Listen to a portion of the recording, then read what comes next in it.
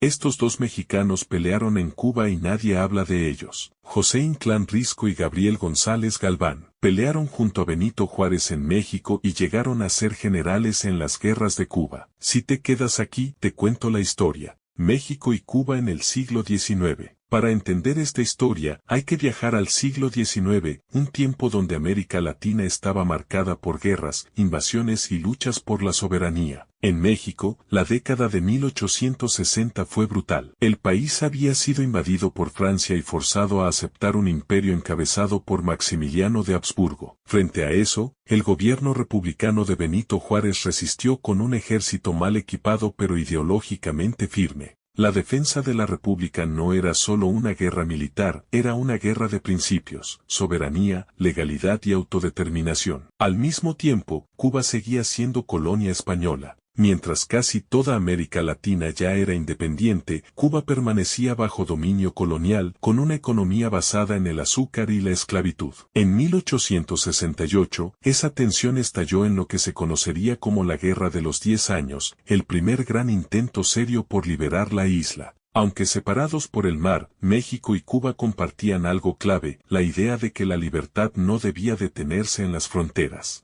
José Inclán Risco nació en Puebla en 1832. Fue militar de carrera en un México convulsionado. Durante la intervención francesa combatió en las filas republicanas. No era un improvisado, había visto combate real, derrota, resistencia y prisión. En 1863 fue capturado por los franceses y enviado a prisión en Europa. A diferencia de muchos oficiales, sobrevivió al cautiverio y regresó a México con una experiencia militar poco común entre sus contemporáneos.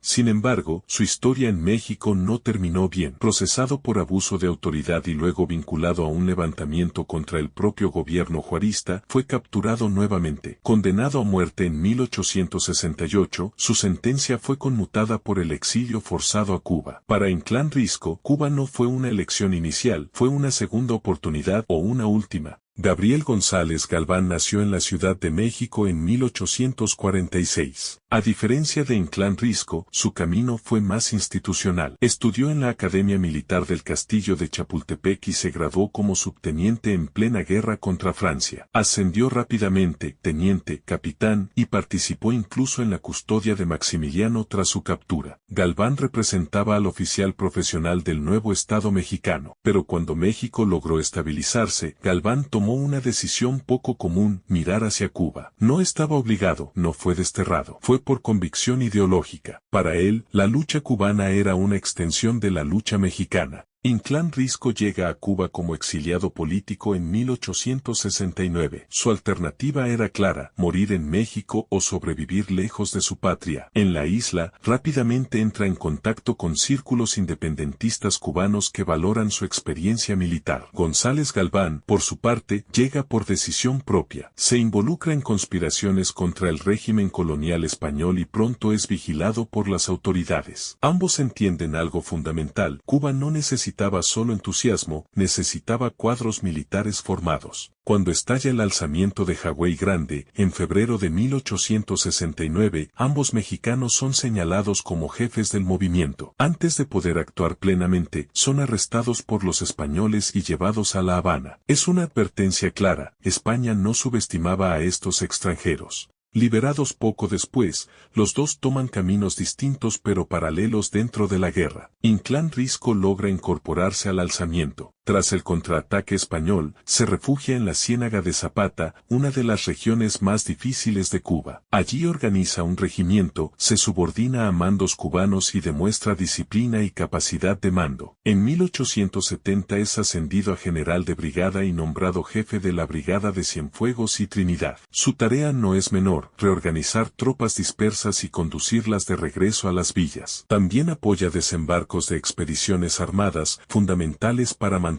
viva la guerra. González Galván, tras exiliarse brevemente en Nueva York, regresa a Cuba en una expedición armada. Combate en Oriente, resulta herido en un brazo y una muñeca, y continúa en campaña. Más tarde queda bajo las órdenes de Máximo Gómez, uno de los estrategas más importantes del Ejército Libertador. Ambos ascienden, ambos combaten y ambos enfrentan un problema común, la desconfianza. En 1872 son arrestados por los propios cubanos, acusados de planear una rendición. No se presentan pruebas suficientes y son absueltos, pero el daño está hecho. Ser extranjeros en una guerra de independencia tenía un precio. Tras ser sancionado, Inclán Risco solicita traslado al Camagüey para servir bajo Ignacio Agramonte, uno de los jefes más respetados de la revolución. En el camino es capturado por tropas españolas. Llevado a Puerto Príncipe, es juzgado como rebelde. No hay indulto esta vez. El 15 de junio de 1872, José Inclán Risco es fusilado. Tenía 40 años. Murió lejos de México, pero convencido de la causa que defendía. González Galván sobrevive. Continúa luchando, pero en 1878, cuando se firma el Pacto del Zanjón sin independencia para Cuba, se niega a aceptarlo. Parte al exilio y regresa a México.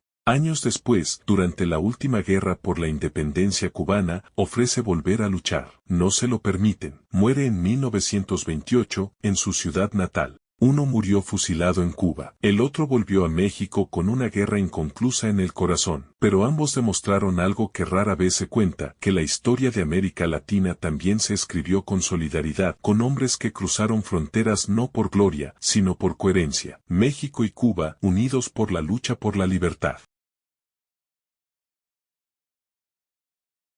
¿Era Tropicana el cabaret más popular de Cuba durante los años 50? En el corazón de La Habana, entre palmas y estrellas, existe un lugar que no solo fue escenario de espectáculos inolvidables, sino que también marcó una época y definió un estilo, el cabaret Tropicana. Dicen que Yarini fue el más guapo de todos, pero en los callejones y en las esquinas, se susurra que hubo otros igual o más temidos. Hoy te traigo 3 nombres que, tal vez, le disputaron el trono o solo vivieron en la leyenda. Antonio Maceo, conocido como el Titán de Bronce, fue uno de los líderes más emblemáticos de la Guerra de Independencia de Cuba. Su valentía, estrategia militar y liderazgo lo convirtieron en un símbolo de resistencia, y en un objetivo constante para sus enemigos. Hoy exploraremos los intentos más impactantes por acabar con su vida,